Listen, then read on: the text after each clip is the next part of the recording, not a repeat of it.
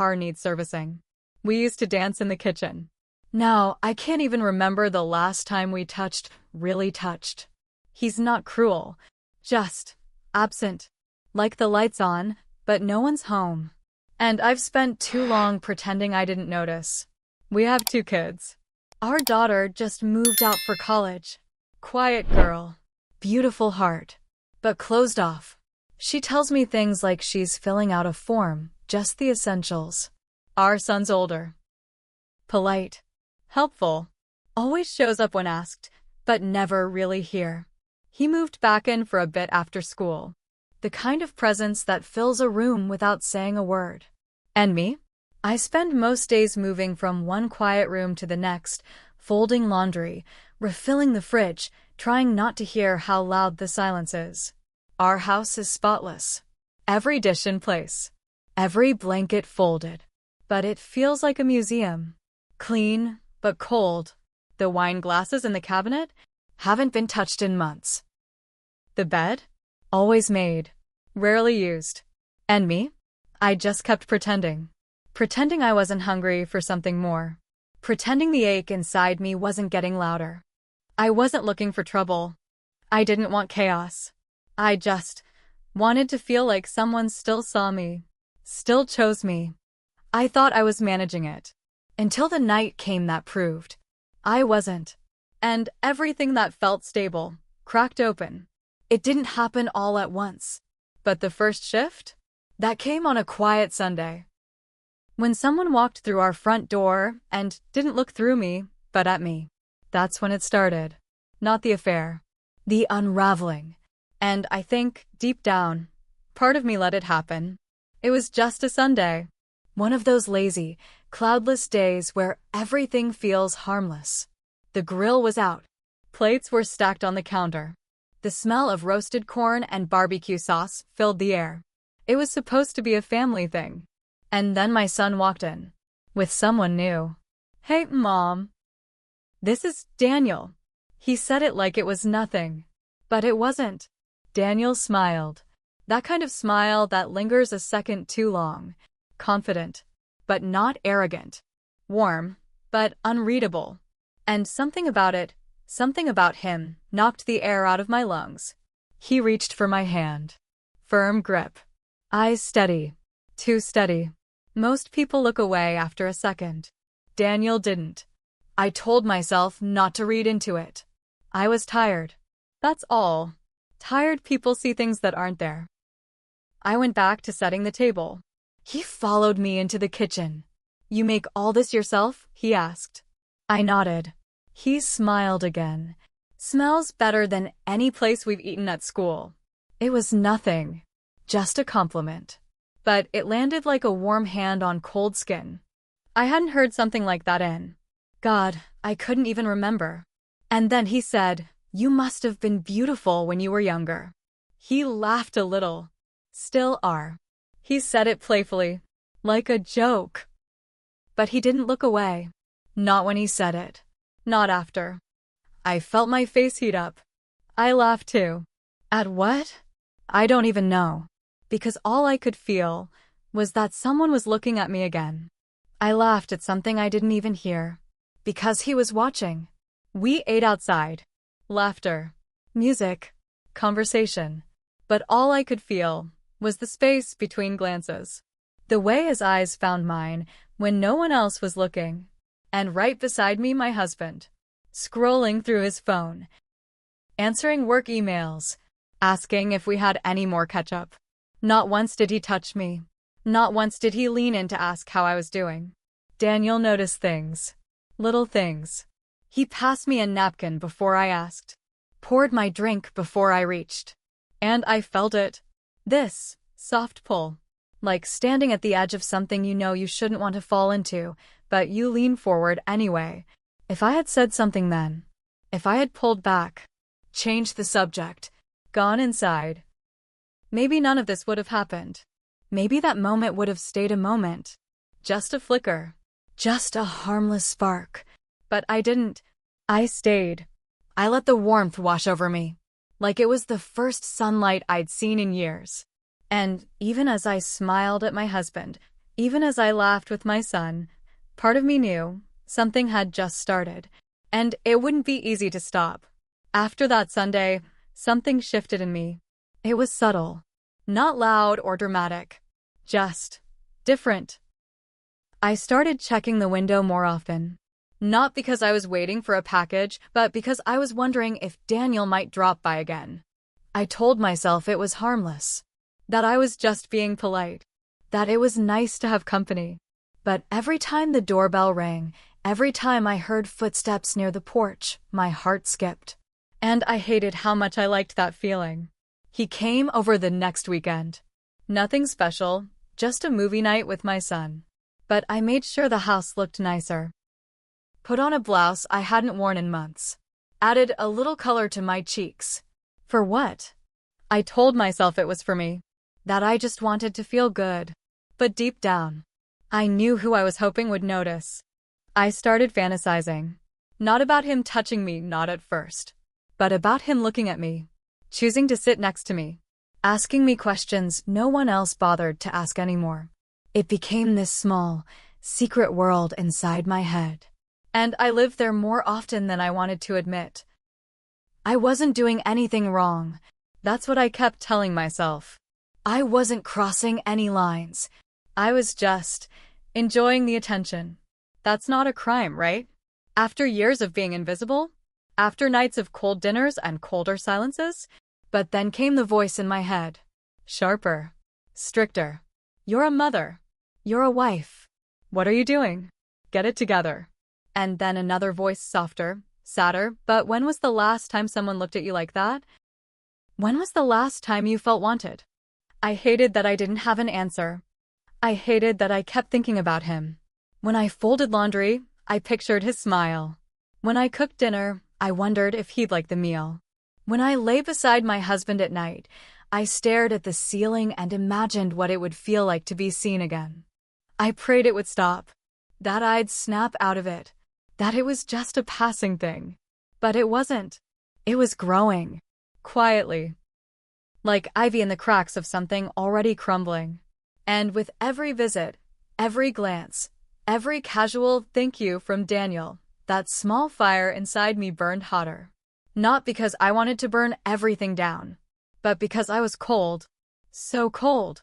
And part of me just wanted to feel warm again. It didn't become something overnight. It started small. Little moments that seemed innocent if you weren't paying attention. Daniel started coming around more often. Study nights with my son turned into movie nights with the whole family. He blended in so easily, charming, polite, always helpful. He'd clear the dishes before anyone asked. Laugh at my husband's dry jokes like they were clever. And every time he looked at me, it was like I was the only person in the room. No one noticed. Or maybe they did, and no one said anything. But I noticed. I felt it. He made me feel like a person again. Not a role. Not a routine. A woman. I started finding excuses to stay downstairs a little longer after dinner. Wiping the counters more slowly. Fixing a snack I didn't need. Just hoping he'd say something. Just wanting a reason to exist. And then there was that night. Everyone else had gone to bed. The house was still. That kind of deep quiet that only shows up after midnight. I went down to the kitchen for some water. No lights were on, just the soft hum of the fridge. And there he was. Daniel, leaning against the counter. No phone, no drink. Just there. He didn't look surprised to see me. He didn't move. He just said, "You can't sleep either?" I shook my head. He looked at me. Really looked. And then he said it. "You deserve to be happy, you know." My breath caught. Not because of what he said, but because of how gently he said it. Like he meant it. Like he knew. I smiled. I didn't say a word. Didn't need to. The silence between us said enough. And I walked away. Back up the stairs. Back into bed next to a man who didn't even stir when I slid under the covers. But I didn't sleep that night. My body was still. But my mind, my heart, they were on fire. I replayed it over and over. The look in his eyes. The softness in his voice. The way he said happy like it was something I deserved but had forgotten how to want. I told myself it was just a moment. That it didn't mean anything.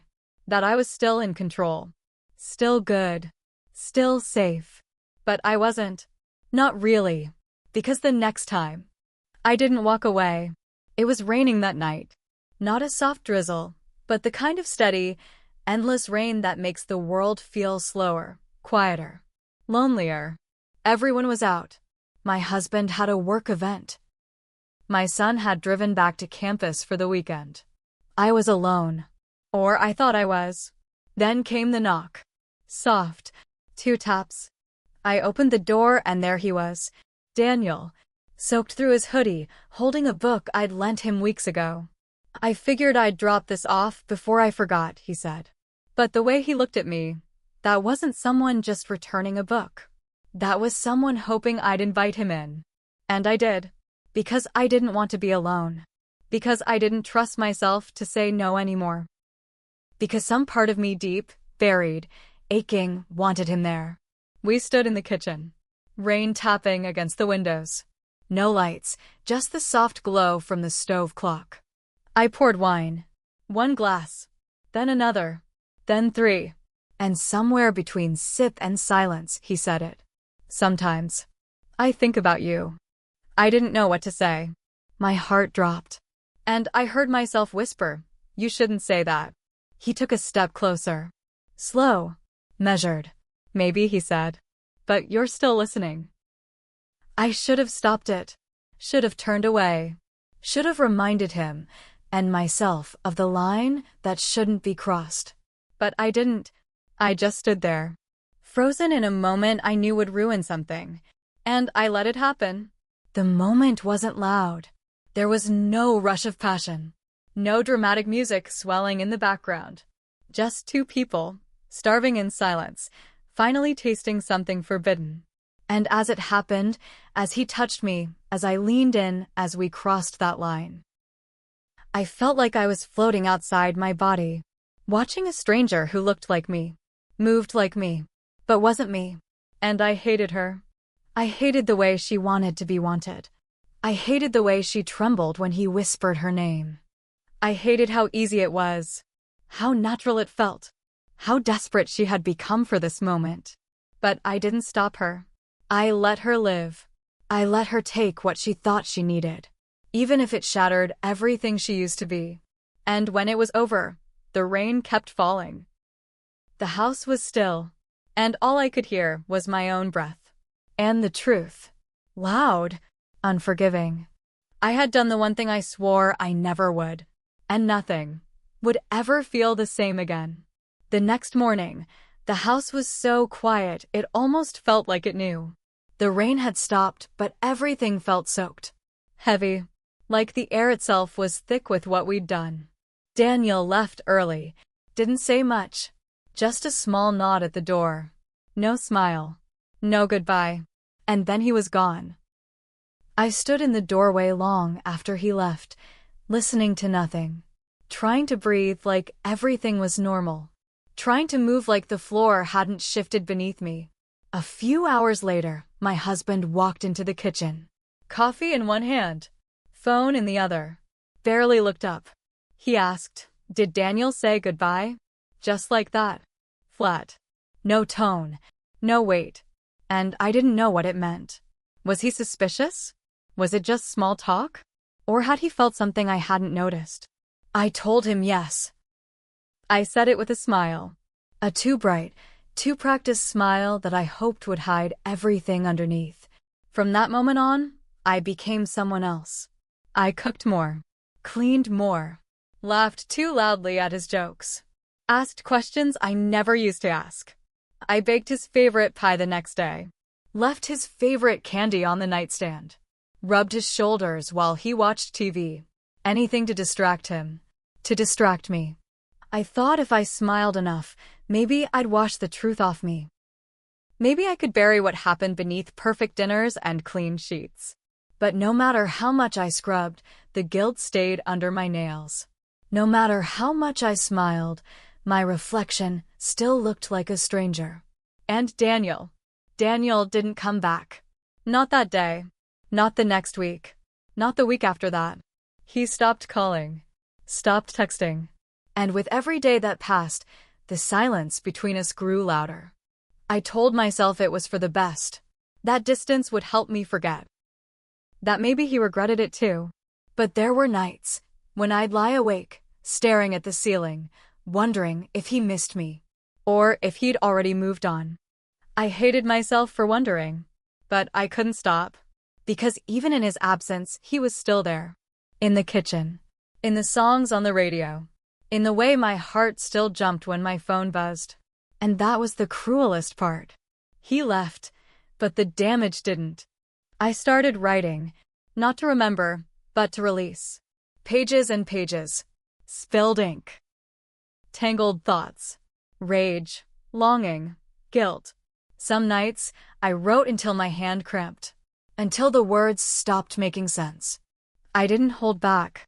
I couldn't. Because there was nowhere else to put it. The ache. The shame. The way I missed someone I had no right to miss. I wrote about Daniel. About how he made me feel not like a wife, not like a mother, but like a woman again. Like I mattered. I wrote about my husband. How I used to love him so deeply it scared me.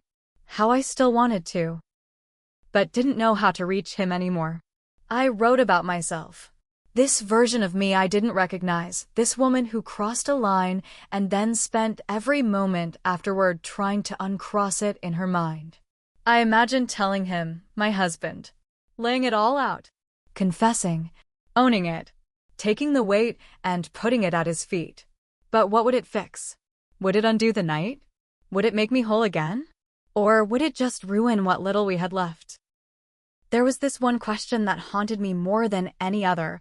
Was I unhappy or just weak? Because I couldn't tell anymore. Was I starving for love or just chasing escape? Was I trying to feel seen or just trying not to feel empty? I read those words back to myself one night, scrawled in my journal like a confession I was too afraid to say out loud. And the silence in the room answered nothing. Weeks later, I saw him. Daniel. I was out grabbing groceries. Just a normal day. Hair tied back. Face bare. Cart half full. And there he was. In the next